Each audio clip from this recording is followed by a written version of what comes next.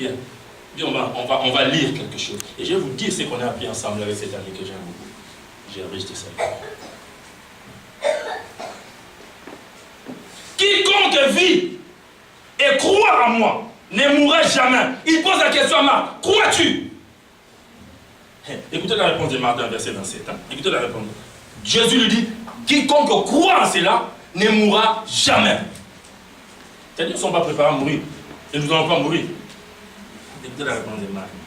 Marc lui dit, oui Seigneur, je crois que tu es le Christ, le Fils de Dieu, qui devait venir dans le monde. Oh, et ça c'est la réponse à la question. Et ça c'est la réponse à la question. Non, non pourquoi? Parce qu'on ne veut pas mourir. Non. Vivre là c'est bon. Mais il faut enlever partie mourir là. Voilà. Quiconque vit, c'est bon. Crois en moi, c'est bon. Mourra, non. Pas mourir.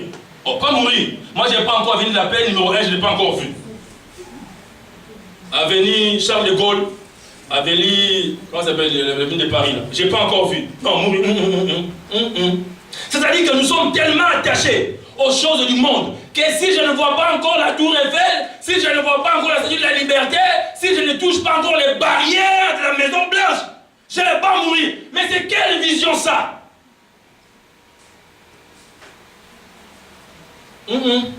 Moi je crois que tu es Dieu. Je crois que tu es le Fils de Dieu. Maintenant mourir là, non. Non. Nos amis, les orientaux, indiens, chinois, si vous parlez avec eux, vous allez sentir que ce sont les gens qui ont, excusez-moi le terme, banalisé la mort. Parce que pour eux, l'homme ne meurt pas.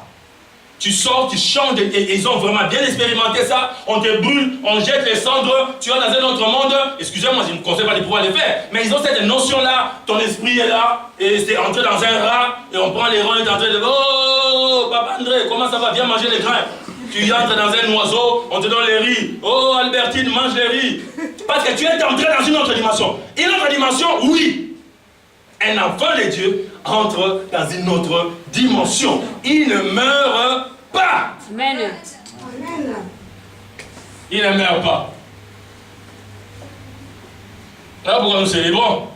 Voilà pourquoi nous célébrons. Et voilà pourquoi vous allez voir, dans les jours qui arrivent, après les 23, et ça sera prophétisé tout le temps, vous allez voir des petits Olangui, des petites Olangui, vous allez voir les mondes, comment est-ce que ça va être bouqué. Parce que le ministère n'est plus un ministère, c'est devenu un mouvement. C'est devenu un mouvement. Il dit que nous sommes maintenant un mouvement. Il y a des choses que nous verrons, pas parce qu'on est appelé, pas parce qu'on a la vision, pas parce qu'on a la révélation, parce que nous croyons que les choses doivent continuer et les choses continueront. C'est la vérité. Avoir peur, oui, parce que c'est la chair. Trembler, oui, parce que c'est la chair. Faire pipi dans la culotte, oui, parce que c'est la chair. Après, on se lève, on se lave, on s'essuie. On a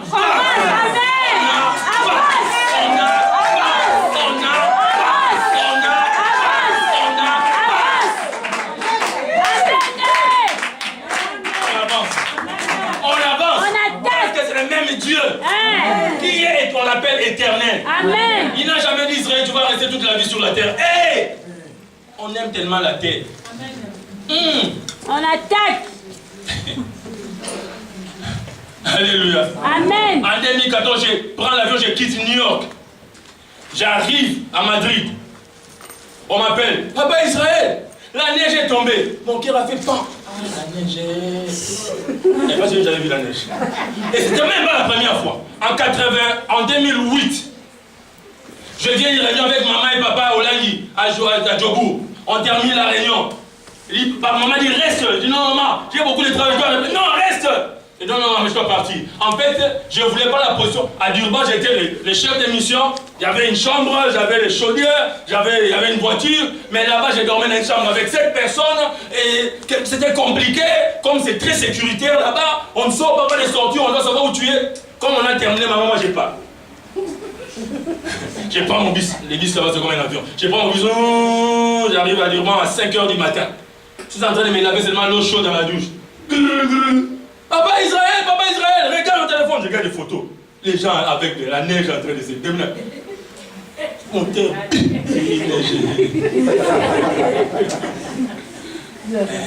On veut neige. C'est ça notre objectif. Neige. Je vous dis que je voulais payer les bus la prochaine nuit pour repartir. Allez toucher la neige. À 18h, la neige est finie. Parce que les bus, c'est pas la nuit à 22h. Oh, vas-y, c'est fini. Non seulement c'est fini, quand il faisait chaud, ça a fondu. Maintenant, quand j'ai regardé la photo avec même des mamans, hein, des mamans. Vraiment Seigneur. Vraiment Seigneur. Ah. Et jusqu'aujourd'hui, je n'ai pas encore vu la neige. Je n'ai pas vu la neige. En France, j'ai vu des grêles, il faisait très froid. Mais la neige, je n'ai pas vu. Je ne sais pas si je vais voir. C'était ça l'objectif. Mais depuis 7 ans, le s'est arrêté. C'était fini. Pourquoi tu aimes la terre comme ça? Ce n'est pas ton monde. Ce n'est pas ton habitation, ce n'est pas ta tribu, ce n'est pas ton clan, ce n'est pas ton... Ça ne doit pas être ton objectif. Le ciel doit être ton objectif. Est-ce que tu as un plan pour le ciel? Après la réunion ici, quand nous sommes allés, papa Kwasi, pour dire qu'il va rentrer. On a combattu. Ordonnance, pas, il va acheter. Je donne l'argent, maman donne l'argent, ah moi je cours, on rentre. Oh non, je cours. Pourquoi on faisait tout ça? À 1h du matin, je prends maman, je la ramène à la maison. Pourquoi on va continuer? Tu vois, rentre à la maison, on va continuer. Bon, tu l'as écouté, moi je ne l'ai pas écouté. Après la dernière fois, je l'ai attaqué, on s'attaquait vraiment bien. 3h45, je ne sais pas pourquoi je vais prendre la voiture, je l'amène jusqu'à tu à la maison. Boum, je rentre à 4h, je passe par là. Le frère Paul, il est où? Il est dehors. Ok, on donne les instructions. Tu feras ça. Je vais prendre quelques temps pour dormir, prier et revenir. À 5h du bus, papa, il y a une chose que moi je ne comprends pas ici. Pourquoi on a fait tout ça? Pour qu'on puisse garder la personne avec nous. C'est ce que Pierre faisait. Notre fils de notre quartier, l'enfant de Marie, tu ne vas pas mourir. Mais si je ne meurs pas, qu'est-ce qui arrivera après? La quatrième chose, il dit, il y aura la résurrection. Lisez avec moi Job chapitre 4. Pourquoi est-ce que quelqu'un dans cette salle, il a une vision pour le ciel? Alléluia. Est-ce que tu as une vision pour le ciel? Avenue nuage bleu, quartier constellation sud, numéro AC. Est-ce que tu as une vision pour le ciel? C'est quoi ta vision? Le mariage? Le travail? La voiture? C'est quoi ta vision? C'est soit prendre la vision du ciel, d'où toutes les choses viennent. D'où toutes les choses viennent. Je vais lire avec vous Job. Job, chapitre 4, verset 7. Job chapitre 4, verset 7. Je veux que tu vois la mort comme je le vois. Je veux que tu regardes la mort comme je le regarde. La Bible dit ceci. Cherche dans ton souvenir. Cherche dans son souvenir. Ça dit cherche dans ta tête. C'est un des amis de Job qui parle. Parce que Job était injuste. Excusez-moi, je vais revenir dans ça. Job était injuste. Il était très juste. Et il pouvait se mettre dans une moment où, oh, Dieu a dit de moi devant Satan. Dieu a témoigné de moi devant Satan. Est-ce que tu as vu un homme juste comme Job? Et Dieu dit, sur toute la terre, il n'y a aucun homme qui le ressemble. Ah, c'est fini. Ah, Dieu a dit. Ah, Tata Nzambi l'a dit. Je suis le meilleur. Donc, fini. Je suis le juste. C'est pourquoi sa femme pouvait venir. Oh, c'est bien d'avoir une femme comme ça, qui peut regarder les gens, regarder son mari et dire, toi, tu ne peux pas, tu n'as jamais volé, tu n'as jamais escroqué, tu n'as jamais pris la femme d'autrui, tu n'as jamais pris les chèvres d'autrui. Fais seulement une chose et meurs. C'est-à-dire quoi? Insulte Dieu. Parce que voler, tu ne vas pas faire. Taper, tu ne vas pas faire. Il était tellement juste. Mais même si tu es le plus juste de la terre, la mort, dis avec moi, elle arrivera. Elle arrivera. Il dit pas au nom de Jésus, elle arrivera. Dis, elle arrivera. Elle arrivera. Au nom de Jésus. Au nom de Jésus, elle arrivera. Merci beaucoup, Sœur Grâce. Elle arrivera. Au nom de Jésus. Elle arrivera. Cherchez dans ton souvenir. Quel est l'innocent qui a péri? Quels sont les justes qui ont été exterminés? Quel est l'innocent? L'innocent, quand il dit cherche, qui est l'innocent qui a péri? Quel est juste qui est mort, qui a été exterminé? Il n'existe pas. Vous n'existez pas, parce que si vous me tuez, je suis injuste, vous ne m'avez pas tué. Vous m'avez fait traverser la ligne. Amen. C'est-à-dire que vous pensez que vous avez réussi, vous avez complètement échoué.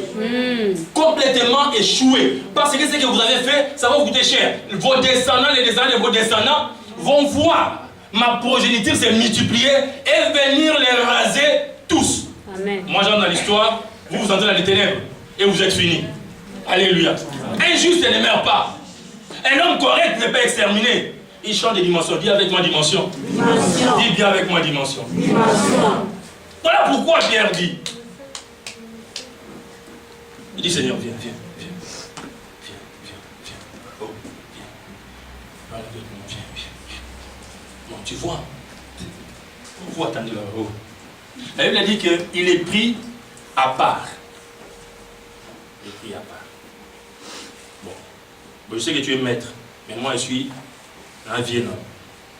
Je suis ton yaga. C'est comme ça qu'on dit là-bas, non? Les yagas on dit comme ça, les grands frères on dit comme ça. Ngolo. Tu vois, ce que tu es en train de dire là, oh, allez à Jérusalem, non, à Dieu ne déplaise. Tu n'iras pas. Tu ne vas pas mourir. Toi, tu es Jésus. Oh, toi, Jésus, on te fout. Non, il ne faut pas accepter ça. Ça, c'est les bons conseils. Hein. Toi, tu dis non. Ce sont des païens. Ils sont des païens. Là, c'est païens. Non, ne va pas te toucher. Jésus, on les parle. La Bible a dit qu'il a pris à part. Il parle doucement. Merci beaucoup, pasteur. Lisez avec moi Marc chapitre 6. Allez dans Marc chapitre 6. Non, chapitre 6. Marc.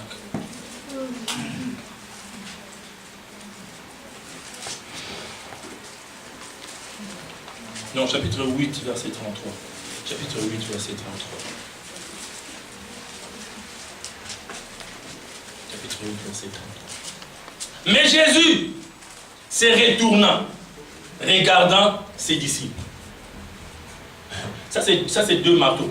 La Bible dit qu'il a pris Jésus à côté et il a donné des marteaux.